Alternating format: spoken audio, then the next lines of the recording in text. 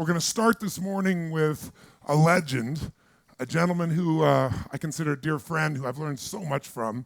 His name is Boone Pickens. Yes. Tell me, you've had an amazing journey in the oil business and the energy business. Period is a very volatile business.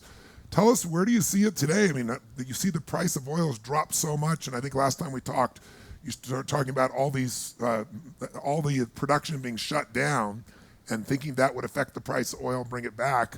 Tell us what your view is. Where is oil today? Why is it where it is? And where do you see it going? Well, today it's about $32, $33 a barrel. And it got down as low as $26.19. I think that was the low, and that we're working our way back up now. And by the end of the year, I think you'll be back to $50 a barrel. At one time it was $147 a barrel, just for a minute though. But we were above $100 a barrel for some time. Yes. And so when the price dropped, who did it hurt? Well, it hurt OPEC for sure. It hurt the Russians, and it hurt the oil and gas producers in the United States. Actually, it helped the consumer in the United States, which is good. It helped consumers all over the world. Yeah. But today, the world is using 95 million barrels a day, and we're growing at about 1.5 million barrels a day, every year. So next year, it'll be 96.5 million barrels. And within by 2020, you'll be up to 100 million barrels of oil required. So there's a lot of oil around the world, but the business can't grow at $33 a barrel. You have to have a higher price, and the price will get higher. And with China's interesting economy right now, does that affect how soon that occurs in terms of the supply and demand? What do you think will push the price back up? The price back up is because everybody's quit drilling. We had, in November of 2014, we had 1,600 rigs drilling for oil. Today we have 400. 400? So, wow. That's right. Wow. And 7 years ago, we had 1,400 rigs drilling for natural gas, and today we have 200. So you pretty well shut down the drilling of oil and gas in the United States. Wow. So if you were giving an investor an idea of where you think oil will be the end of the year, you think it'll be where? I think you'll be $50 a barrel. Right. And usually what happens once you hit bottom, and maybe 26.19 was not the bottom, but I think it was. If that was the case, 12 months later, you're usually up 100% from your low point. So you'd be $52 a barrel if that played out again. Yeah. Makes sense. Tell me, what do you see, and you look at the world economy as a whole, what's your view of where things are going? You have, feds all over the world that are now doing negative interest rates. You got quantitative easing being maximized, and yet, most economies in the world are not responding. What's your view of where the world's going and how we should look at things as investors? Well, if you want to look at, Europe is, I would say, is socialistic in their approach to government. And we have a candidate, Bernie Sanders, is right there pitching that European model. But if you look around the world and if you ask the people, where would you rather live than any place else in the world, it'd be the United States. Yep, well, sure. why does everybody want to live here?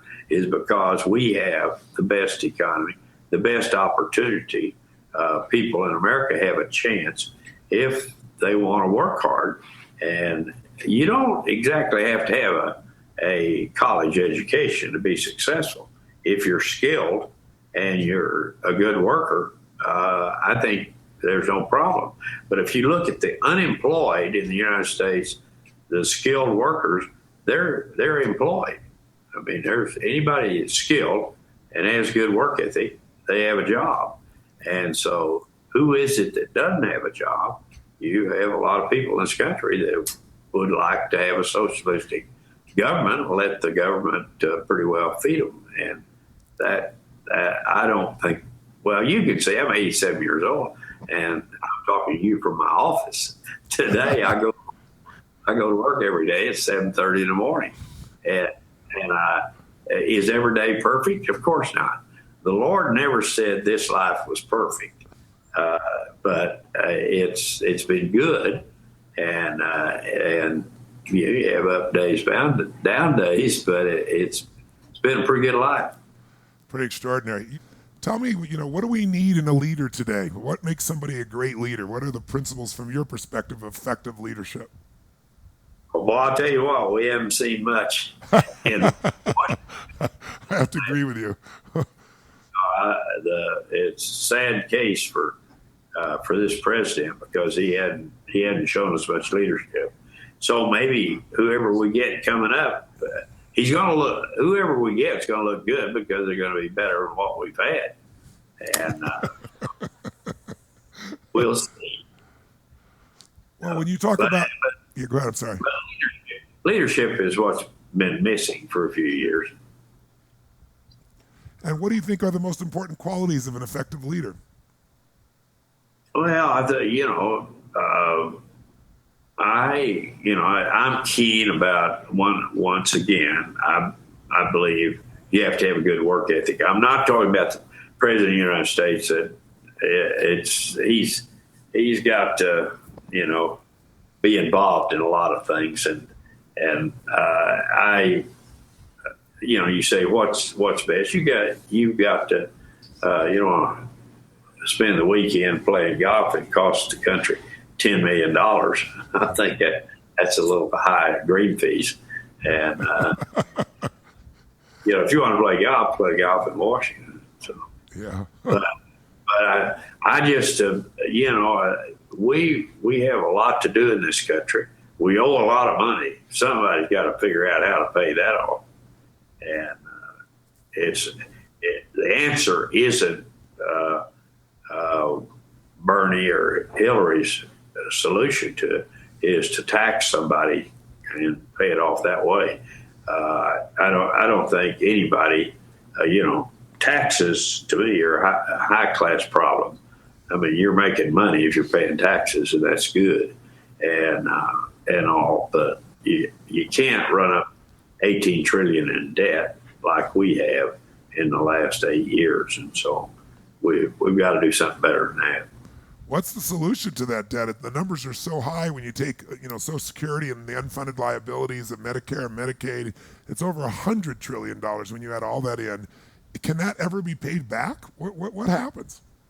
I'm not sure. I'm not an economist, but I believe this, that you have the cheapest energy in the world in the United States, one, and you can build your economy back, on cheap energy. Cheap energy will trump cheap labor. And you just got to get some leadership in there and take advantage of the cheap energy that we have in America, and you can bring companies back into the United States that have left, because energy is a big part of. We have paid out over $1 trillion for foreign oil. Well, $1 trillion is a small part of $18 trillion in debt is what we have. But it's a place to start. And your economy grow at 5%. I think you can pay the $18 trillion off over time. Right. That makes sense. Tell me, one of the most powerful pieces of you as a leader in the past is, you've had the guts to make the tough decisions. And almost every great leader does that. We had George Bush was here yesterday, and we had a really wonderful conversation with him about the biggest decisions of his presidency. What are some of the biggest decisions you've made of your life, two or three, that have profoundly affected the direction or quality of your life? And share with us your philosophy about decision making. You've talked to me in the past about how most people aim. Tell us how you look at things differently around decisions. Yeah, you remember that. I said that there people that are in leadership roles that never can pull the trigger. They get ready, aim, and they can't ever fire, meaning they can't pull the trigger to make a big decision. But the big decisions I've made have all been in the energy area, and I haven't made any decisions that impacted something globally. And but I think I could if I had decided to go in that direction, Yes. but I didn't. And but it's it's if you're going to make big decisions, you got to think big. And if you look at what's going on in the world today, you've got 4 wars going over in the Mideast right now, and it's there's a lot of problems, and you're going to have to get a president now that can actually, what's happened to us in the Mideast is that we've kind of backed out there. We still have the Fifth Fleet, I know, in the Persian Gulf, and it's based out of Bahrain. But you're sitting there now. The Russians have moved back in to the Mideast in the Syrian deal. Yeah. I don't know what they have in mind. I had the feeling that they want to rebuild the Russian empire, and they've taken the Crimea and the Ukraine back, and but the country is really struggling now because oil is so cheap, and it is killing. It's probably costing them somewhere around $500 million a day. Wow. The price of oil. They produce 10 million barrels of oil a day, and Saudis do too.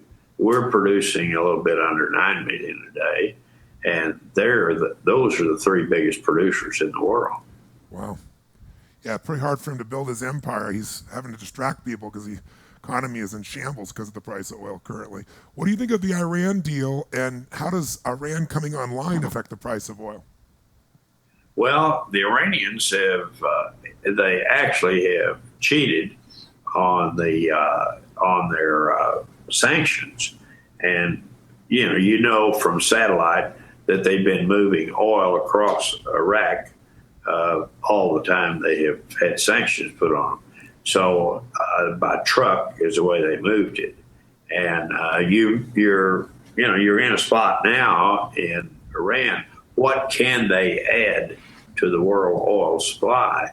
And I am not too keen. I think, I've seen where some people have forecast maybe 1 million barrels a day. I think it's probably closer to 200,000 or 300,000 barrels a day. Okay.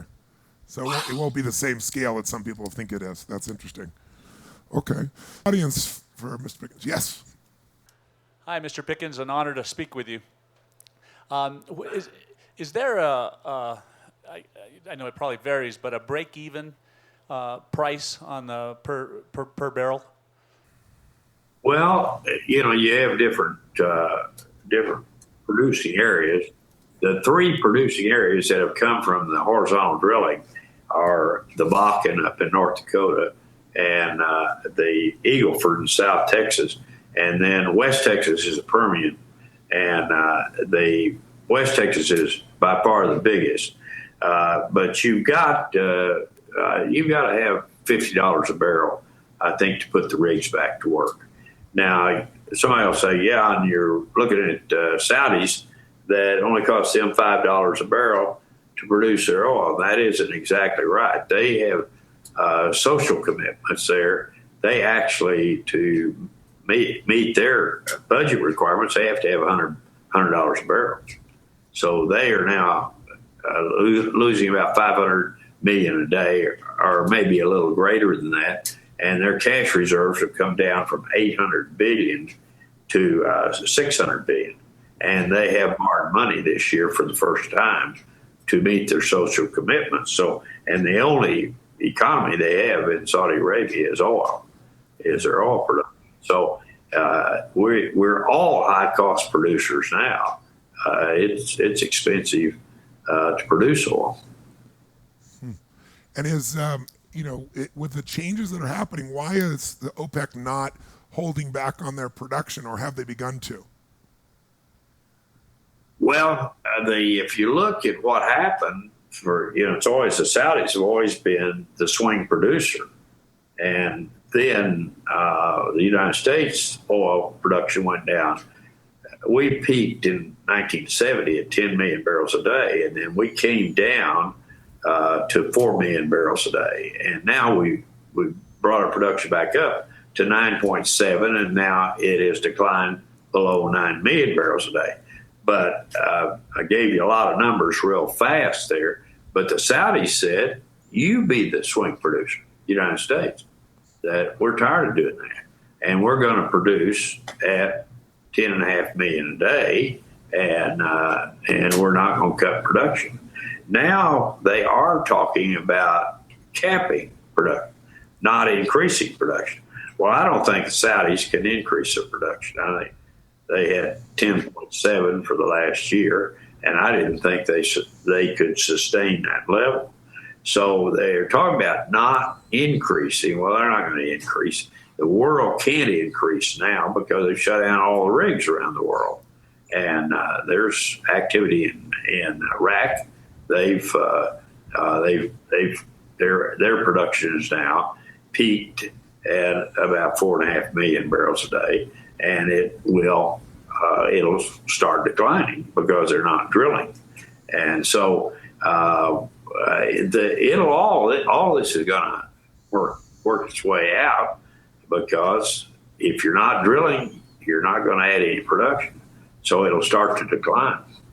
Tell me, when you look at the growth in solar, is that you're saying that the reason that we won't see the dent in petroleum use is because solar still, because the battery technology can't push these big rigs, which is where basically all goods are transported on trucks today? Is that what you're saying? Yes, you'll use a battery for light duty. That's fine, but use it for heavy duty if you can get that kind of battery. So I'm just a person I'm a realist about the use of energy. I know you have to have it. When you have Bernie Sanders and Hillary Clinton saying they're against fossil fuels, okay, let's say get rid of fossil fuels. We'll go back 95 million barrels a day is being used, 95 million barrels of oil a day, and 70% of that goes to transportation. What are they going to use? Get realistic. It's fine, get rid of fossil fuels, but I don't think we're ready to go back to the bicycle or walk. Be real about the issues. And when they say get rid of fossil fuels, they're not being realistic. But the question I have is, I know that, I don't know whether it was 6, 7, 8, 10 years ago, you were pushing to put natural gas along the major highways for, the tractors and trailers to use. And that's what I think you were trying to get through the Senate and Congress, I believe. And for the life of me, I couldn't understand why our politicians wouldn't back that, because oil was up at 70, 80, $100 a barrel. I own tractors and trailers. I know how expensive it is when diesel's at $350, $375. And it just made all the sense in the world to me. And, for you to lose by 3 votes, can you tell me, was it just strictly a political type thing? Or what's the reason, I guess, is what I'm asking. There's a lot of natural gas used for 18-wheelers at this time. And natural gas highway exists on the interstates. So there's LNG and CNG, liquefied natural gas, and compressed natural gas available to trucks. And that's all happening. It is happening. The key, maybe a game changer that it is well known, but I think the trucking industry is probably aware of it. But Cummins, a big engine manufacturer, they have now come up with a 9-liter engine that is 90% less NOx than any other engine. It's cleaner than the battery. So it's going to happen. It's happening. The way I was asking for the government to give us some help was it was a tax deal, but it was not a subsidy. So but natural gas is going to replace diesel. It will happen because natural gas is so much cleaner than diesel is. I'm on the East Coast, and we don't see gas stations, natural gas available to tractors and trailers in any kind of scale, at least in the Northeast, anyhow. But you're saying in the West it's happening pretty heavily right now. Oh, you have it in the East too. Just look around, check with Clean Energy Fuels, and they will give you where all the stations are located. But they're actually you are replacing natural gas there, fuel oil and other oils, because it is cleaner and it is cheaper. But it's not that much cheaper right now because that diesel for you is cheap. I mean, and you like it, and you should like it but the price is going to go back up. You're going to be looking at $3.50 diesel at some point. You probably are as oil prices recover here. But natural gas is available to you if you just check with Clean Energy Fuels, and they'll give you a catalog that'll show you all the stations. Thank you very much. I wasn't aware of that, and I'll look into it. Thank you. Been reading all these articles and stuff about driverless cars and driverless semi-trucks in 5 to 10 years. And I guess my question for you is that realistic? And if so, how will that affect the oil market, especially in our country? Yes, it is realistic. The first time I heard it, I thought it scared me to death to be coming down the highway and coming upon a 18-wheeler coming towards me. It would be a driverless tractor. Well, one, I don't have to worry about that anymore because I don't drive on the highway. So at my age, I drive on my ranch, but don't drive on streets or highways. Is it going to happen? Yes, it's going to happen. And when it does happen, fuel will be it'll be interesting because you'll get better fuel efficiency when that happens. But I don't think there's any doubt. Fred Smith, the founder and CEO of FedEx, he and I were talking about this subject a month ago, and he's convinced that it will happen. And now you asked me a while ago about mentors. I would look at Fred Smith as a mentor. If he told me something's going to happen, I'd believe it. And but he said you're going to have driverless trucks for sure. Tell us, what do you consider, just to wrap up, Boone, what do you consider the biggest challenge facing America, and what are you most optimistic about? What is our greatest opportunity or opportunities in your mind? Well, it's incredible the natural resources that America has. And I've talked about them, so I won't be repetitious on those remarks. Cheap fuel, and those resources will pay off for us. I think that there's no question that the tech industry is unbelievable what they've done, and more will come there. And when you talk about driverless car, we wouldn't even spend 15 seconds on that subject 5 years ago or 10 years ago. So these things are happening very fast. Same way with medical research.